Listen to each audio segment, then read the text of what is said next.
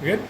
All right, so we're going to do a quick shin splint compression tape job. What I've done is I've indicated with the red ink right here the area of where the athlete is complaining of their pain on the medial border of their tibia.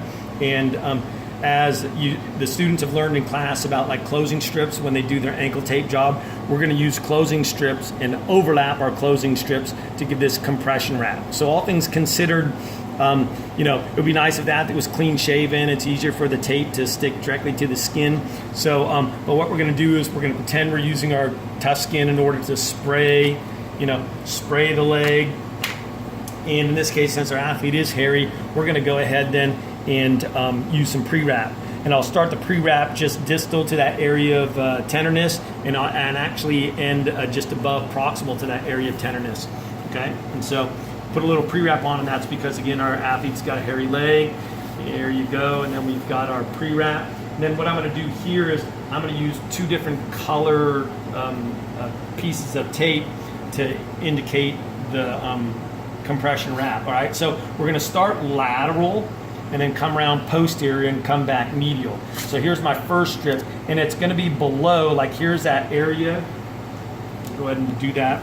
Here's that area where the athlete is complaining of their pain, and so I'm going to be just below that, so distal to that area, right? That's going to be my first strip, and then I'm just going to follow that pattern the rest of the way. And I'm going to do this with alternating with color piece of tape, so maybe you can see this a little bit better.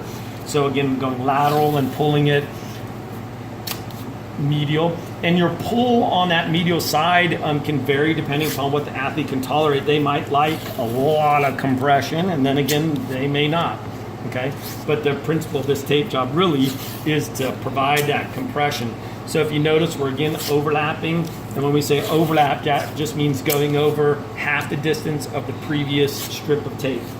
Okay, and then we could go ahead and stop right there. That might be enough. If we need to, we can do one more, but I mean, let's stop right there just for the simple sake of doing this tape job. So again, that's a compression tape job for shin splints. And again, if you notice the tape, we're starting it going lateral.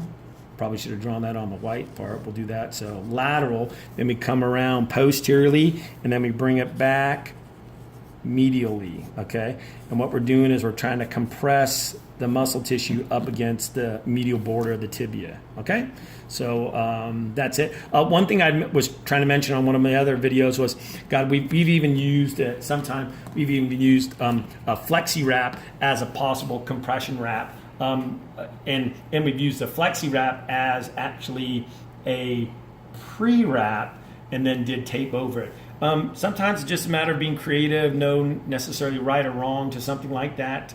But once again, the taping doesn't cure the shin splint problem.